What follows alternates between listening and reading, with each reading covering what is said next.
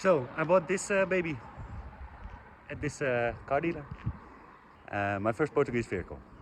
We still need to find a name for her. I was thinking about Karina. Let's go!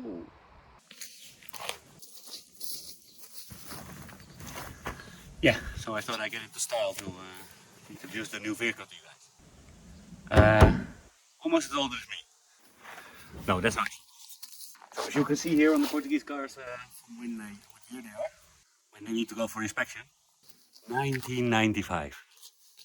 This is Mazda 323, or in the US, Portuguese. Yeah, so there is a specific reason we selected this car. Mainly Paulo. I had some assistance from Filipe's father, Paulo. He knows a little bit something about cars, and he's Portuguese. So he took me to some places, and finally we bought this.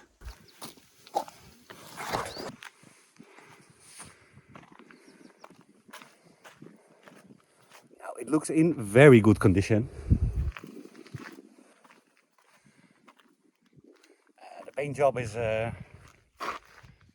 nearly everywhere okay. Some minor paint coming off here, but for the rest it still looks very good. Also the interior, well, the dogs have been in here, but it looks kind of flawless. As it seems, it has not been smoked in. I can't guarantee that from this point on. So yeah, let me explain something to you about buying cars in Portugal and what you can expect. While we drive this baby to Castelo Branco, I need to do some shopping. While we're there, I'll explain some stuff to you. Yes, I'm going like this. Let's go!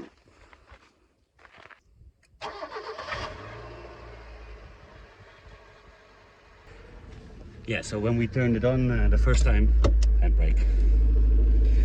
So when we turned it on the first time at the guy who sold the car, Paulo and me were like, whoa, that sounds good. We did notice that now it has a little exhaust rattle. That should be easily fixable though. And there was one other thing. That was a little bit a bigger point. What we only found out after we bought the car. I'll save that for the end of the video. But yeah, it runs very smoothly.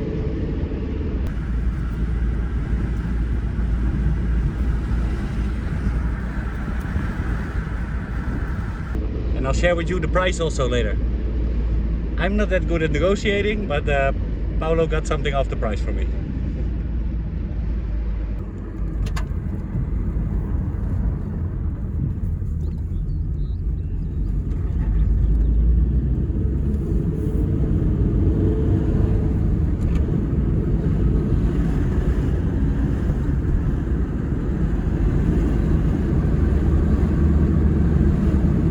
And this car actually shifts pretty smooth.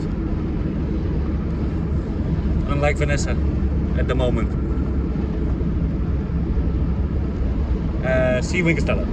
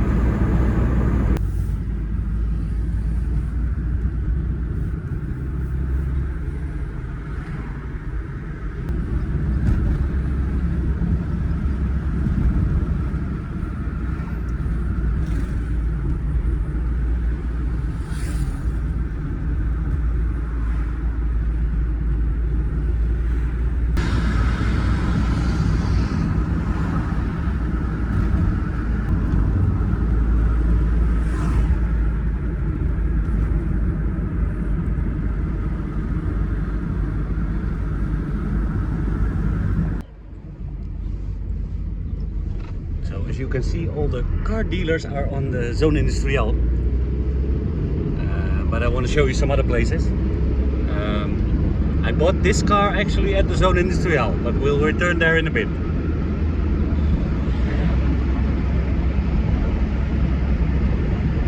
Show you some of the other places.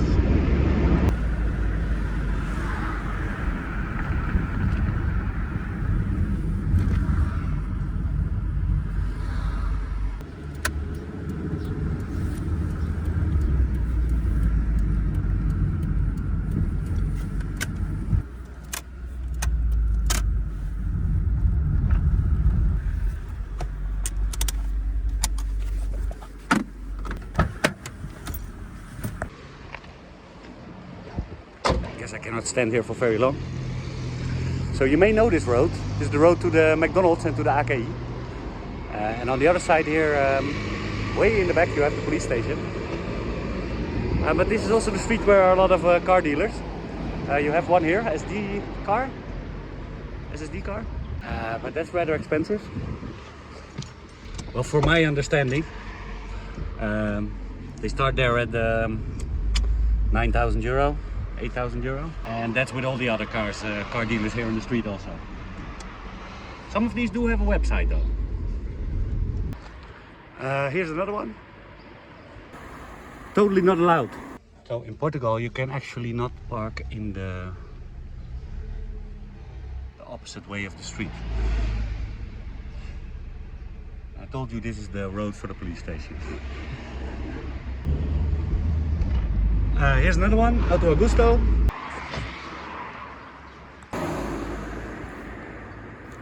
And here you have another one. They also have a website.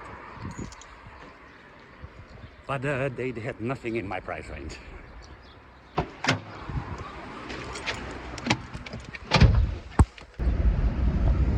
But this is not where I went with Paulo at first. That's completely on the other side of Castello. So I'll go there now.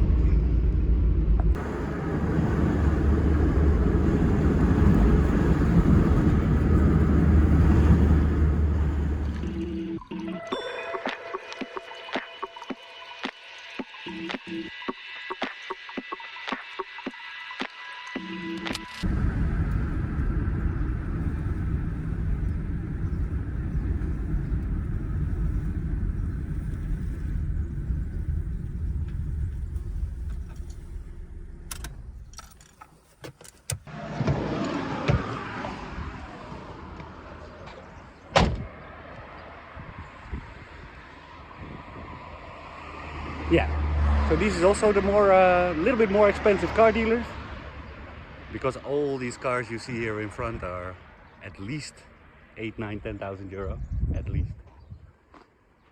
So sometimes they have trade-in from like older vehicles.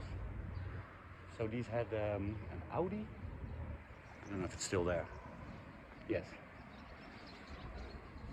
So we went to inform here for some older vehicles that are in the back there. An Audi A4 from 97 with a questionable 200,000 kilometers on it. Initial asking price was 5,500. There was a Mercedes next to it, same specifications, 6,000 euro. There was this Opel Corsa, banked off Opel Corsa, also the same specifications, all 3 diesels. The Corsa was 2,500 euro. So this is a pre-2000 car with over 200,000 miles. He was willing to go down on the Audi to 4,000. Yeah. So as you may have heard, the car prices in Portugal are a little bit ridiculous. One of these Audis you can pick up in Holland for less than 500 euro. It's mainly because of the import tax on cars in Portugal. So we got this cheap baby. Cheap for Portuguese standards.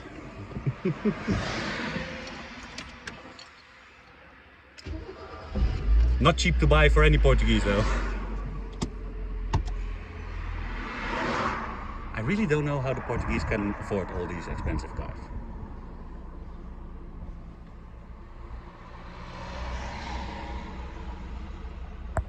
So if you want a cheaper car, you have to shop around and see what may have been traded in. But yeah, most Portuguese don't have a lot of money to spend on a car also. So older good cars are very wanted. Luckily the Portuguese maybe don't know that Mazda is also a very good car.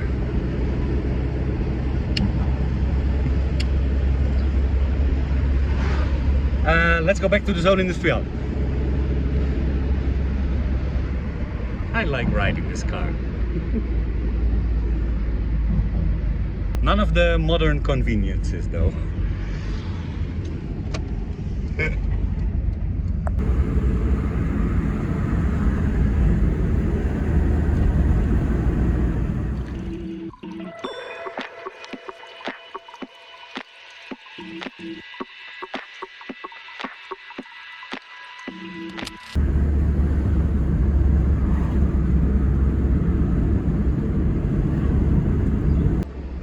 So we're back in the street where we were before with all the car dealers. And this is the street where I bought the car also. It's a guy that Paulo knows. And yeah, we just went here to check it out if he had anything for a reasonable price. Let me park.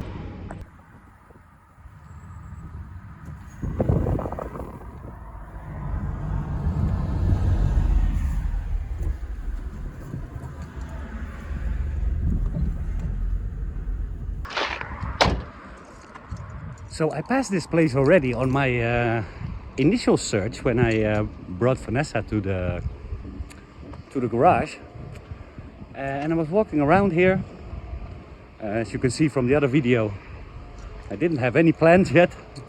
I finally decided to rent a car, but that was only for 3 days. The problems with Vanessa are gonna take a little bit longer. So while I was walking, I was looking around a little bit. And here at this place, I saw these two cars standing here. And these are the little bit more cheaper cars. So a Renault 19 with 242,000 kilometers. This is gasoline for 900 euros.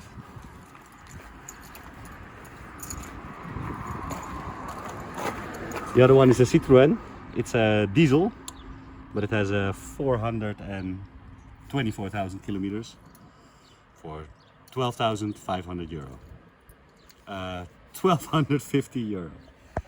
Sorry, I'm over exaggerating there a little bit. Yeah, so for instance in Holland nobody buys these cars. Not even for 200 euro. So yeah, you have to scout a little bit for these cars because it's also yeah, it's not very attractive to sell these cars because you cannot make much of a profit on it. So it's mostly returned cars from customers that bought another car. One thing that's pretty big in Portugal is Facebook Marketplace. There you see also some businesses advertising there, but it's a lot of people who are selling the cars themselves. So that's also where you can pick up a deal sometimes. Do be careful. But you never know at a dealer also. But for now this turned out to be a pretty reasonable car. So it was parked here in the back. Another option was this Passat. He only asked 1,800 euro for this, but it has a problem with the front axle. And that's like the driving axle. So didn't seem like a good choice. But when we saw this one standing there, we were immediately impressed. And like I said, when he started it, we were like, that sounds still like a very good car.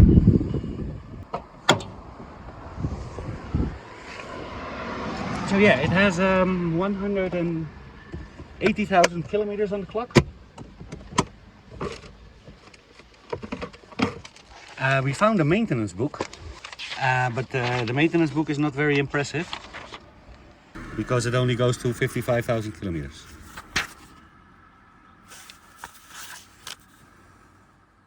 So yeah, what happens a lot in Portugal is that people do the maintenance of the cars and other stuff like tractors themselves, and then it doesn't get registered as a service maintenance.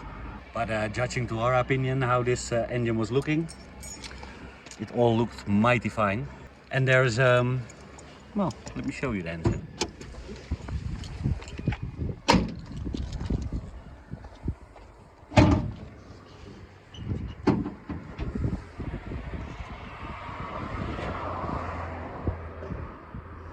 And there's a sticker here in the back that says that the distribution was replaced at 143,000. So yeah, that's all pretty nice and well. We are gonna give the car some maintenance because yeah, we don't know when the last maintenance was. So at least it needs some new filters and some new oil and stuff. I'll do that in an upcoming video. Because as the Portuguese, we also need to learn to take care of our own vehicles. Otherwise it's gonna be very costly in the long run. Especially with tractors and diggers and stuff. So yeah, it would be good for the Portugal project to get some car maintenance experience. For now, very happy with this guy. There was only one thing. Let me show you. We only found this out after we already agreed to buy the car. The problem's in the boot.